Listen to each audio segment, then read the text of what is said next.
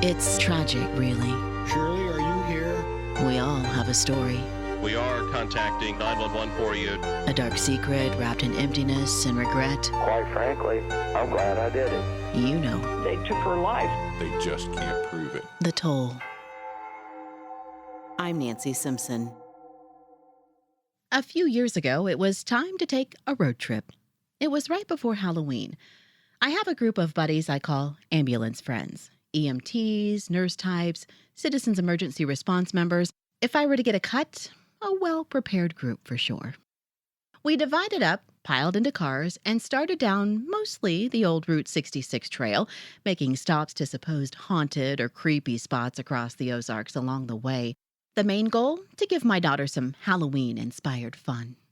I bought a big black-rimmed hat for the occasion adorned with a spider pin, just out to have a good time with friends. I'm in a car with my friend, Cassie Mills.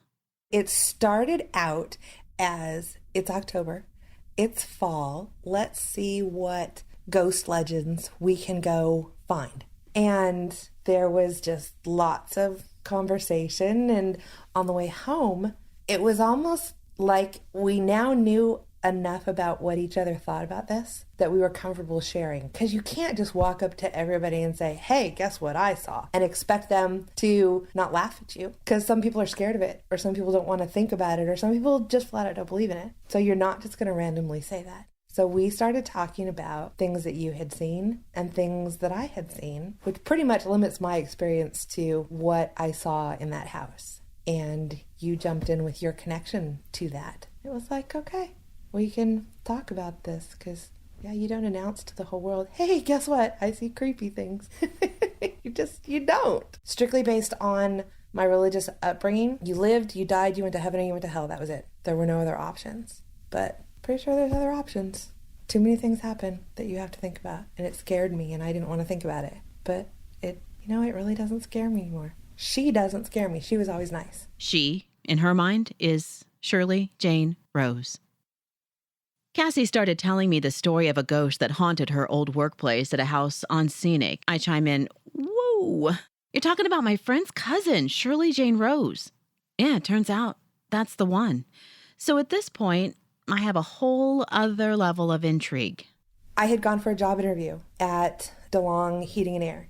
And during my interview, the owner asked me, are you afraid of ghosts? And people don't ask you that kind of stuff in job interviews. So my answer was, no, I don't believe in ghosts because they're not real. And that was the end of it, and didn't think a whole lot of it. And then I went to work there a week later, and I had to think about what I saw over the 5 years that I worked there, and it changed my mind. How so? My first day there, my office was upstairs, and being an old house, it had storage and closets under the eaves. And the very first day, they came upstairs and they told me, okay, when you open these closet doors and you go in there, you have to make sure that you have like a big heavy box of paper there because they will shut behind you and you can't open them from the inside. Whoever had that office before me had that happen to her on several occasions. She would go into these closets, and even if she put something light in front of the doors, it would shut behind her. And it wasn't a regular door handle. It was more of the really old-fashioned latch. And I thought, okay, in my logical head, I'm thinking, old house, it's settled, it's uneven. Of course, you can open doors and they're going to shut. It's what old houses do. But I think that just kind of set the tone. And several weeks later, they said, hey, you want to see the videotape? Like, sure, whatever. Show me the videotape. Let's pause here. Either you believe in this stuff or you don't. I totally get that and respect it. I am also very aware that this is a real family and community that has suffered a very real loss. I know this. My experience with anything weird on this level consists of a man with a booming voice saying hi there, waking me up and prompting my mom to come running into the living room from a deep sleep when I was little. My dog was barking like crazy at nothing in the shower one time. My son said he had a friend named Jennifer who spent some time with him in his room, and once his cradle started rocking for no apparent reason. Nothing earth-shaking here, folks. That was my contribution in the car that day. I was trying really hard to not roll my eyes actually at you. Inside, they were just rolling so hard. I'm just like, oh, a ghost story, huh? That's sad you believe that. I was just such a hater. I was just like, I thought Nancy was so great, but now she believes in ghosts. Like, this is going to be rough. But the weirdest part about it, too, is I'm not even fully committed that I don't believe in ghosts. I kind of do. It's just, I suppose I was hoping it was all about the hard facts and the hard-hitting evidence. And something about there being a ghost element is nearly just silly to me. But that being said, going with you to it and being part of the experience, it was like, okay, I get it. And I have definitely backed off. And in telling people about the podcast, whenever I mention that, people are really interested. That's the element they want to talk about. Yeah, I have definitely learned that more people believe in that stuff than I thought. I'm actually on the rarer side. And like I said, I don't even not believe in it. I kind of do. So it's weird that I had such a harsh line on it. And I think what sold me, and not in believing in ghosts, because I don't know how I feel about that. It's just meeting Molly and Gary and Jennifer and seeing their passion and hearing their stories. Like, I was just like, it doesn't matter what I believe. They have experienced this. This is what they believe. That, I think, is what affected me as well, because it is the toll. It's a perfect example of it. And meeting them, they 100% believed it. I kind of thought it would just be something where, oh, we have this neat story we pass down, and it's kind of a joke. But it didn't feel like a joke to me. It felt like they were serious. Cassie's story, the first I'd heard of this, involves a videotape. Again, not trying to sway you into believing in ghosts at all. But what you can connect with is the passion these people have. People who have spent time in a house that Shirley Jane Rose once called home. They believe. And that's what we're talking about here. Okay, back to Cassie. This house had originally had a basement. So somebody hand dug the basement out and built walls down there out of stone. So there was one metal door into it. There were no windows. There were no vents. There was nothing else. It was a solid basement. And there were cellar type steps down to the basement level. That's where a lot of the equipment was and where the surveillance cameras and the videotapes were. So they put this video in and you see pitch black, and then you see the door opening and the light switch go on. You see the secretary walk all the way across the basement into the back corner, switch out the videotapes, come back to the door, the lights go out, and the door shuts. And it's pitch black in there again because there is no other light source. The blackness hadn't come back completely for more than 5-6 seconds when out of the wall you see this almost a candlelight glow. It was a very soft light, and in this light you see a young girl, and she's got dark hair and bangs cut straight across her forehead. And it's very vivid that she's wearing a dark pinafore and a white Peter Pan collar. And it was long enough. It wasn't one of those things where you, oh, did I see that out of the corner of my eye? It's a little blur. It wasn't that. It was long enough to see the details of what this was. It was a little girl wearing a pinafore. Producer Jay is going to be like, what's a pinafore? Okay, like I said, it's straps, like a jumper. It can be a dress, big rounded collar. Cassie talks about going down to that basement. And I thought, okay, I'm going to go downstairs because I have to logic this out. And there's no way from where that soft light started and that figure was, it's a stone wall. It's a handmade stone wall. There's no way anything could have come out of there, or there wasn't a crack in there that light could have shone through, anything like that. And then they handed me the file folder that had the newspaper stories about Shirley Rose and some of her pictures and things like that.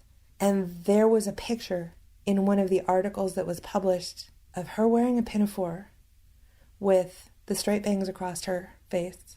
And it was, in the picture, it was blue and white with the rounded Peter Pan collar. And I'm like, you've got to be kidding. You've got it. Yeah. And I didn't want to hear about it or think about it for quite a while, because that just kind of changes the whole way you think about things. She also talks about the little things that started happening around the house, now business. How she'd turn everything off at night, come back the next morning, and there'd be numbers and dashes, some kind of date on her calculator. There was also the day that I went upstairs and there was whiteout drawings on my desk. Someone had taken the whiteout and made a little arrow and some squiggles, and it looked like someone had tried to make a happy face. Very rudimentary, very juvenile.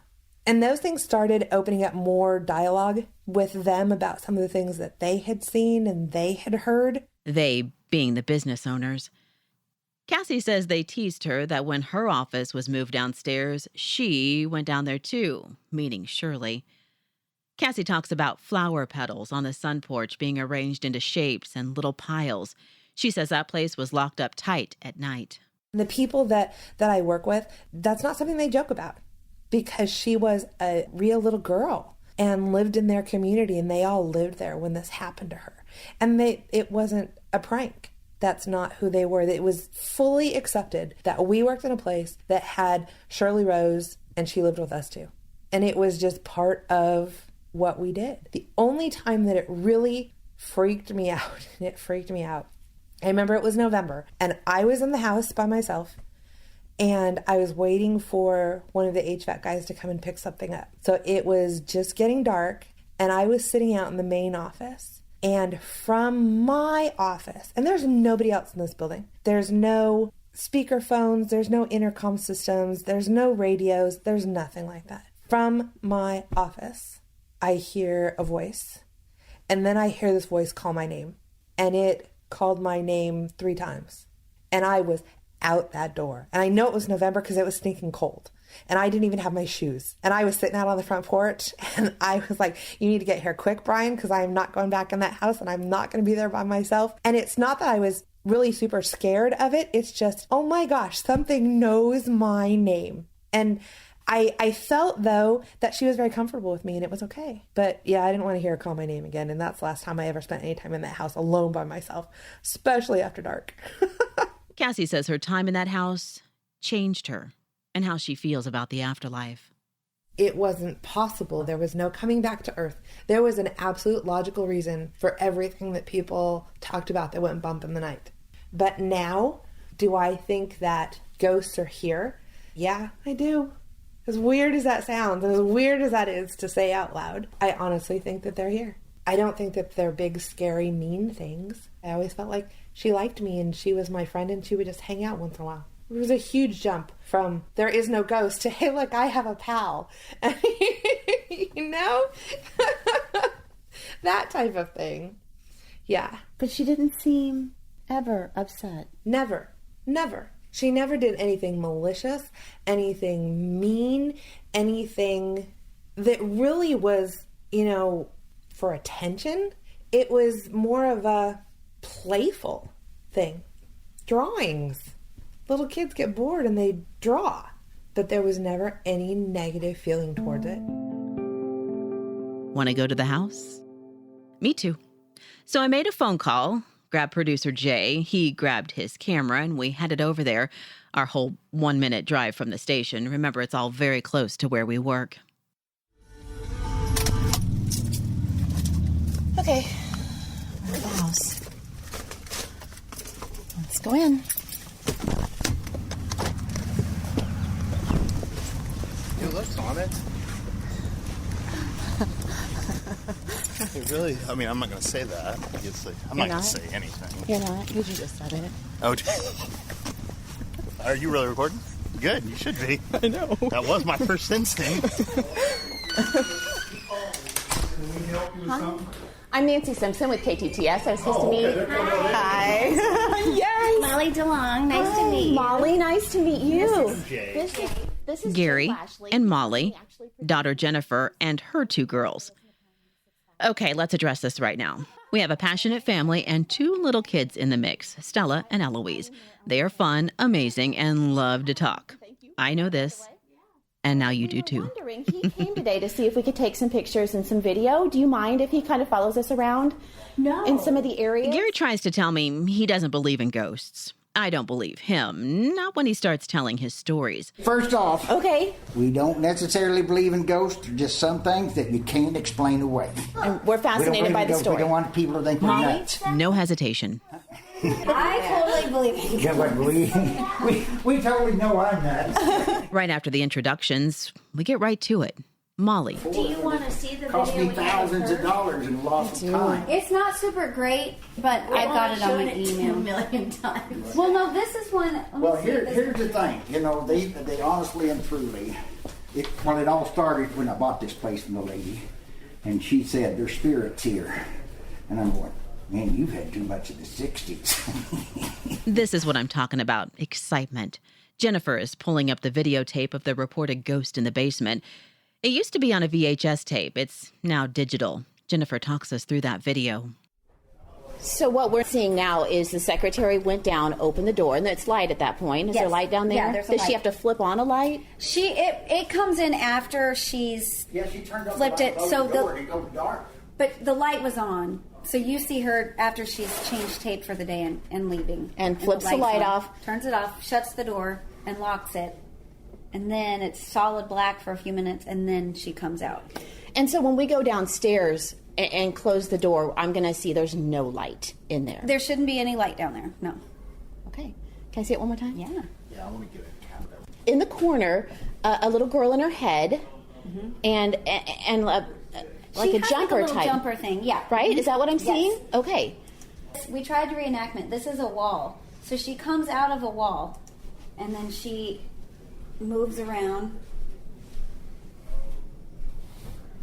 and then she's gone. This is a wall. So she's half in, half out of the wall.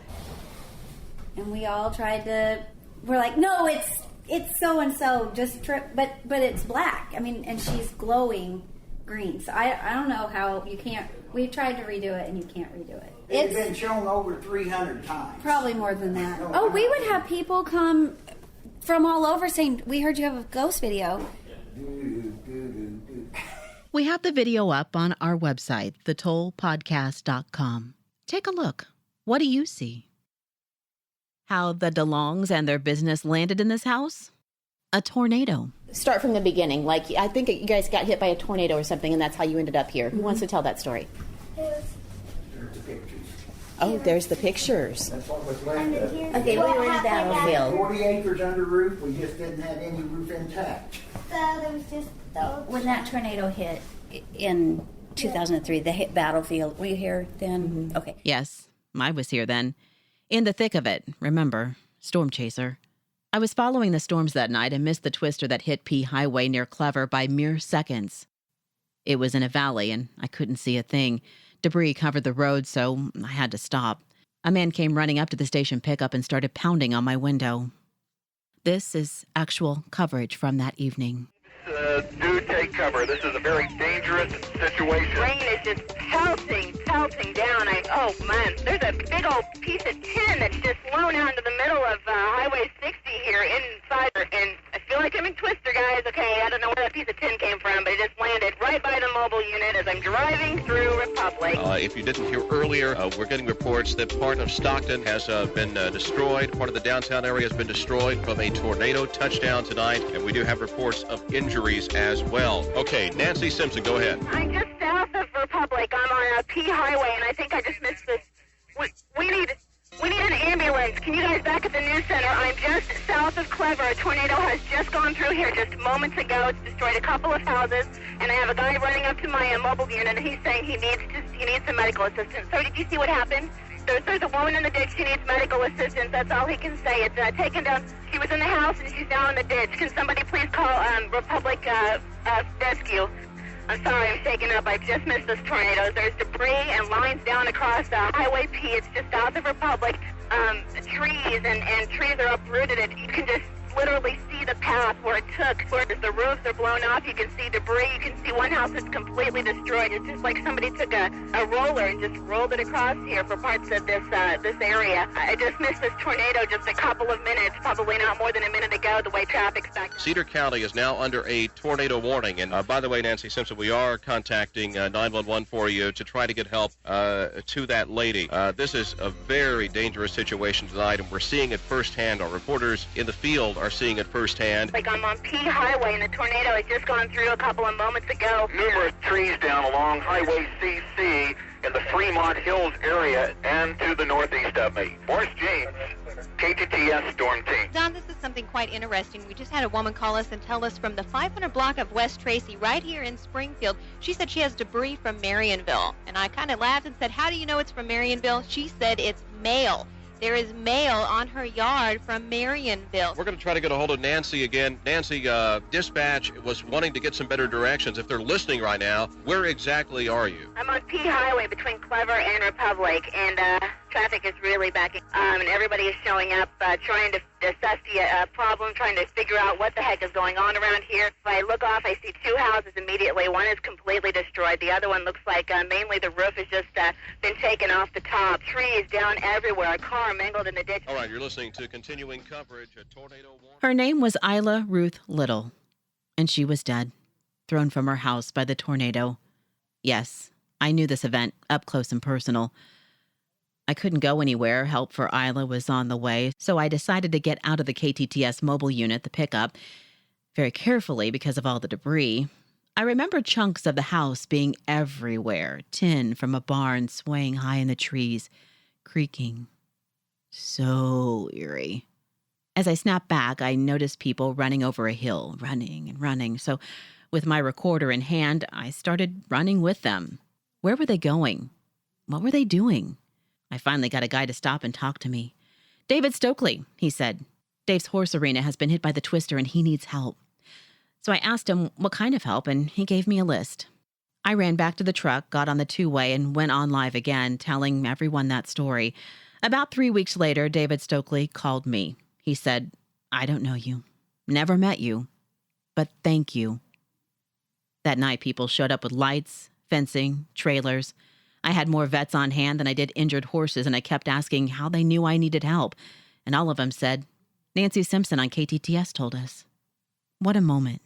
For him, me, the community. That's how it's supposed to work. He told me about how some of the horses that survived had grass stains on their behinds. What stories they could tell, right? Others had been too injured and had to be put down.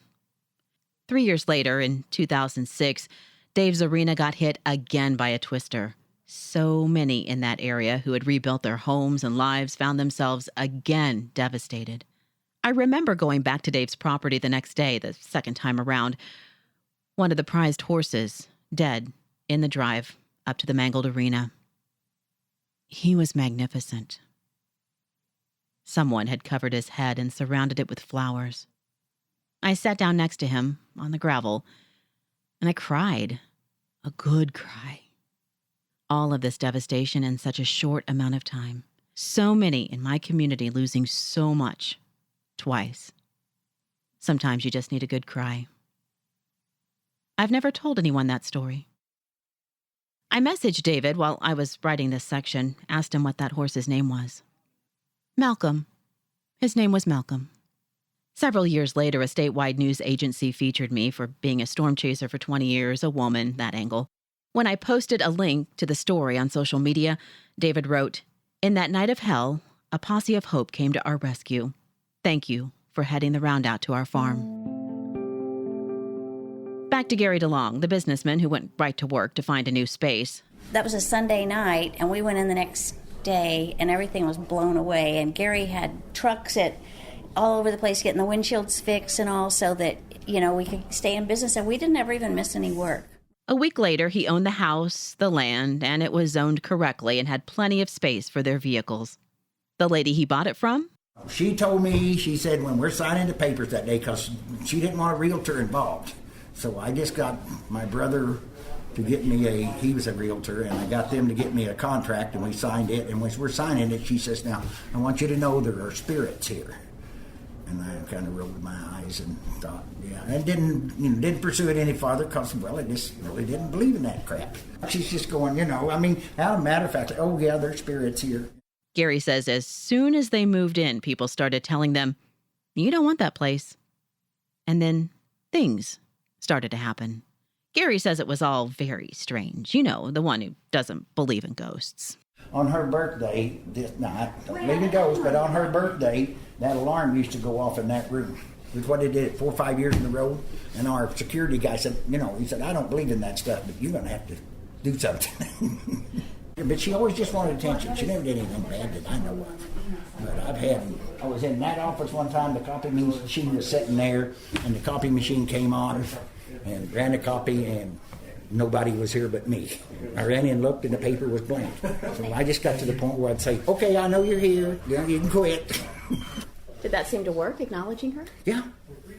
Yeah, like I said, I just think she wanted us to know she was here. The alarm going off on her birthday, which is my birthday, Shirley's cousin being my good friend, meeting Cassie, you'll remember. When I was still trying to decide if I should tackle this, I looked at the police one sheet, the cold case flyer, and saw October 17th, the day she was taken. If you'll remember, it's also my son's birthday. I pushed ahead. Do you believe in coincidence? Fate? I just don't know. All I know is there were always these little boosts along the way to keep pushing me on. So here we are. Jennifer, Gary's daughter, tells her story. JW is her brother. One morning I had to take J-Dub to the airport, and he had to be there at 5:30, so I thought, well, I'll just come in, and people don't get here until 6, and so I was here, it was 5:45, and I thought, well, I'll just get started on my work, and I was the only one here, and my office used to be in that room, and footsteps back and forth, back and forth, back and forth, and nobody's here but me. And so finally I plugged my ears. I said, you're scaring me. Stop. It's enough. And she stopped. And then another time I was the last one here and I was locking up. We have an upstairs. And I was getting ready to lock the door and I heard somebody run up the stairs. And I thought, I better go tell them that I'm getting ready to lock the door. And I got halfway up the stairs and it dawned on me that nobody's here or I would have heard them come in. I was the only one here. And I just ran out the door and locked it. I was done. That was it. Molly chimes in that when Stella was younger, she came back and asked why there was a little girl with them in the conference room upstairs. A grandson declared he wasn't going back in there by himself because someone was in there with him. Molly says he has an imagination. And we had a vase of old flowers in here, and we'd put them up. They're in the basement now, I think. But we'd put, and the next morning they'd be halfway across the room, and nobody had been here overnight. And she would just move those flowers all around. Nothing else popped up on the security tapes, but that system wasn't around much longer. Gary says they caught who was stealing stuff. The system went digital, so no tapes and no need to check anymore. We start walking up the stairs. They are very narrow, very steep. And I tripped. Close to the basement. Can't guarantee its condition. When we get up there, we see the closet where the secretary would get locked inside, the one where Cassie was like, oh, heck no, and rigged it with some tissues. Our secretary used to have what did she have in there? File boxes or something. And she would just go in there and then the door would shut and latch and there's no way to open it when you're in there. So we'd hear knocking on there. I guess she's locked in there again. We'd have to go and let her out. And nobody was in there. It was just her. And so when you couple that happening to her with ghost stories, right? That she's hearing. You knew something. You could feel some days she was around and some days she wasn't around. Yeah, and that's another thing I wanted to touch on, too. You didn't feel her constantly. No. And we'd go months and nothing would happen, except her calculator would just pop these weirdest things on there. And it would have spaces and, I think you said, semicolons. And we don't know how you get those on a calculator. Nines, a lot of nines.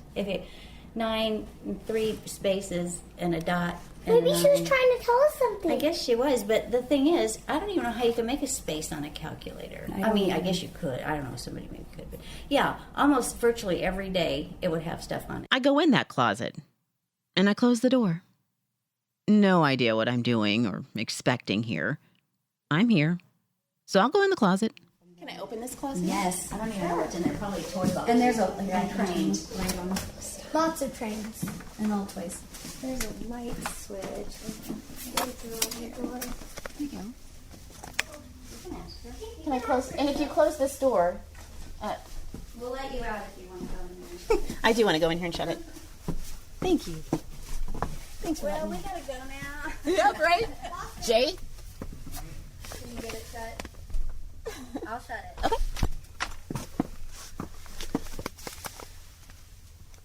Now it's just a storage. Meh, I got nothing. We go down to the screened-in porch, a place where Cassie talked about the flowers and petals. Jennifer talks about her encounters.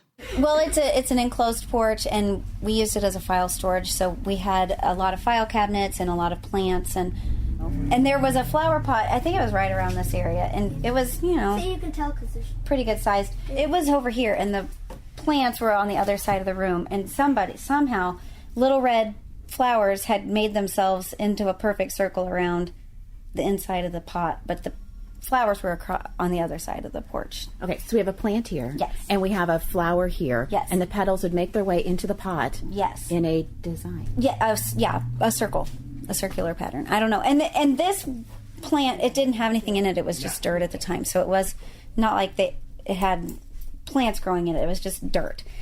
Whole flowers had made their way into little circles, just like somebody had placed them in a circle. Not petals. No, full flower heads. Little red flowers. I think they were impatiens or begonias or something.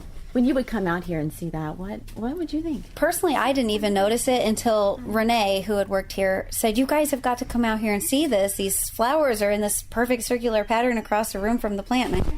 And then we were like, well, that is pretty bizarre. And I don't know how we knew that it was the same day as the death of that suspected killer, I think, is what it was that same day. Would it only happen one time? Yeah, just the one time. And it was a circle? Mm-hmm. Perfect circle. Perfect circle. Is that what you guys were thinking at the time? I didn't have a clue. You kind of try to talk yourself out of it being anything but just a coincidence. But I didn't ever make the connection until later when I didn't even know how we knew that man had died that day, which then made us think, well, maybe he wasn't the killer after all. You wouldn't think she would make a nice little flower arrangement on the death of her killer. So I don't know. But they were flowers. They were cute little flowers, too. And did anybody have access to this area? Just people that worked in the office. We keep this door locked. So, I mean, you'd have to come through the office to go through, to come out here. Somebody said that guy had died, and I asked Dee, I said, has the ghost acted up lately? And she said, well, the other day on the porch, these flowers were kind of designed. Yeah, it was kind of weird. At this point, people in the house have referenced suspected killer Steve Fletcher, the man accused by the community of killing Shirley Jane Rose. Fletcher died in September 2004, so that's more than a year after the DeLongs moved their business into that house on Scenic. So you want to go to the basement? I do. Okay. I do. I want to go to the basement. On our way, we run into JW. We have a conversation about how the motion sensors would go off every couple of months, 2 or 3 times that month, and then settle down. The others laugh, saying they were too scared to drive over and check, so it was JW who'd show up, pitch black, nothing wrong, nothing touched. He'd reset the alarm and leave. He wasn't amused. Back to the basement, where the video comes from. We plot where the camera would have been, where Dee, the worker who changed the tape, walked out, where the images appear, which is in a stone wall. Jennifer, how were you trying to recreate it? We would come down here and turn off the light, and you could watch the camera from upstairs. So can you see me? Am I the same? And it wasn't. I mean, there was, even how she was, there was no way to be where she was because of that rock wall. It was, and I wish those shelves weren't there so we could show you, but. And so you feel she was really coming out of the wall? Yeah, she really was. She was, and then at a point you can see she's kind of half in and half out. Molly, Jennifer's mom, remembers when she first saw the tape. I remember somebody calling me and saying, you got to look at this video. There's a ghost in the basement or something. And I was like, I don't want to see it. And they're like, no, sit down and look at it. And I'm like, whatever. And I saw that, and I mean, it made my skin prickle. It was so weird. Because, like Jen said, she had a jumper with a little Peter Pan collar, and you can see her little profile and her little cheek and her hair. She looked like she had a ponytail and maybe some bangs. Yeah. It was a lot more clear then, and I was like, I don't ever want to see that again, Well, then everybody started looking at it, and everybody was, and Gary would, he would get to work, and we want these people to once see you start talking about it, of course, then everybody wants to say, well, this happened the other day, and so that's when we all kind of, the more we talked, we thought, well, maybe it's not just one of us seeing it. Because maybe I'm crazy. Am I really seeing a little girl glowing in this basement video? Was there any more other encounters down here that were weird? And it doesn't seem like you guys spent a lot of time down here. We really didn't. Other than the Ghostbusters, they had a flashlight somewhere over there, and they had a video. And I think it's on somebody's email or something. Ghostbusters? Yep, I find them too.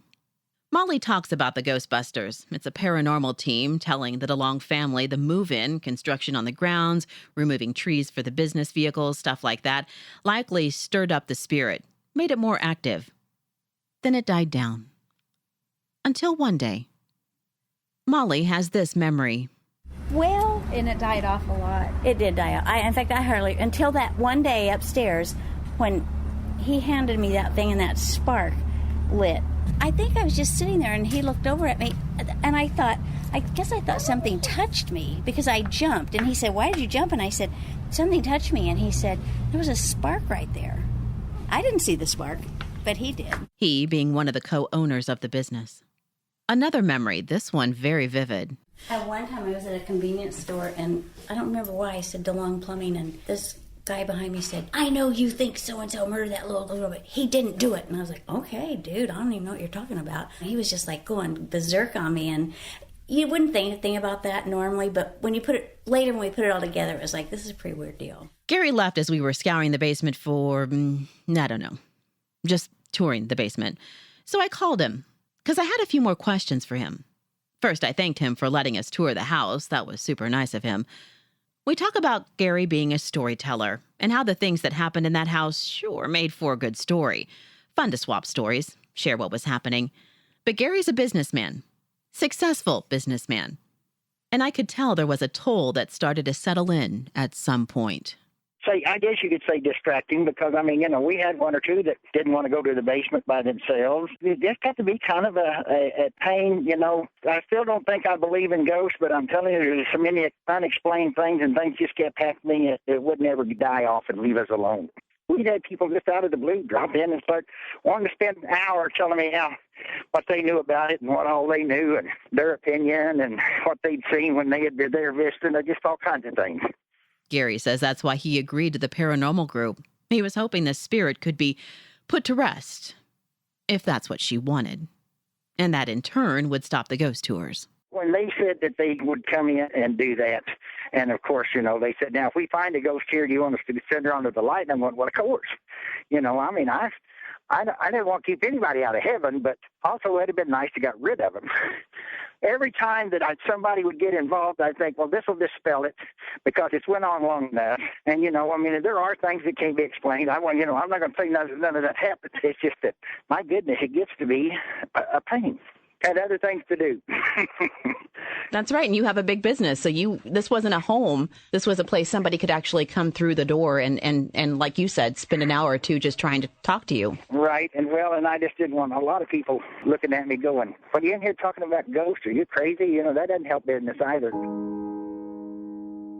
One more thing about the supposed ghost video, which you can see for yourself at thetollpodcast.com. I'd like to say here that I have tried on several occasions to interact with Shirley's oldest sister, Joyce. I sent messages through her cousin and mailed letters. Nothing. Following one request I sent, Joyce said it was all too painful. I offered to share this video with her prior to this piece coming out. I just didn't know how I'd feel if people in the community believed this was a video of a ghost, a little girl, and that little girl they thought they were seeing was my little sister. I am very aware that this is a real family with a real loss. She may have already known about the video. I don't know. But I felt I should offer her the chance to take a look. Anyway, I haven't heard from her. The youngest sister, Shannon, messaged me back. I'll read it to you.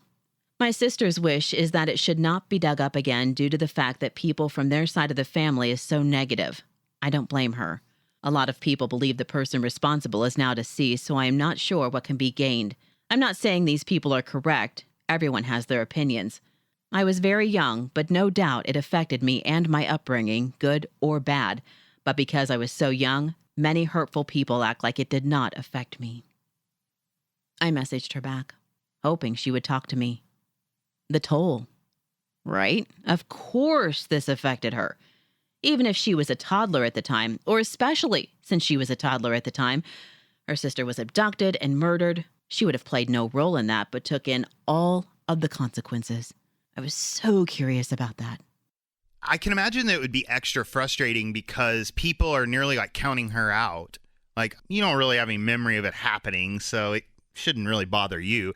And that must be really frustrating because it would just be like a child, their parent dying before they can remember. It's still going to hugely affect your life. It's just you don't have any memories of them. Just because she doesn't have the memories of it doesn't mean that the repercussions haven't been through her entire life. Right. And like I said, it's nearly like she's getting discounted out of it because, well, you don't remember, so surely it wouldn't affect you. And she's like, it does affect me. It affects me all the time. And I can't imagine her listening to this story and learning from people who are telling their story and hearing things and just, wow. Yeah, the toll. She is as solid of an example of the toll as I can think of it didn't even actually impact her life in memory, but it has affected her entire life. That is the toll. Next time on The Toll. I know that was their prime suspect. But one of the victims was shot from a distance, and there were additional shots fired from either close or point-blank range. They've all got their theories. They all think they know what happened, and sometimes they're sure of what happened, but they just can't prove it. Did he hurt you? Turn it on if he hurt you. Was it Stephen? I didn't want to ask you that question. But we have to know. We want to know. That's why we're here. That's kind of why we're here. They may have got a little bit of tunnel vision on this, her being abducted before she got to the house.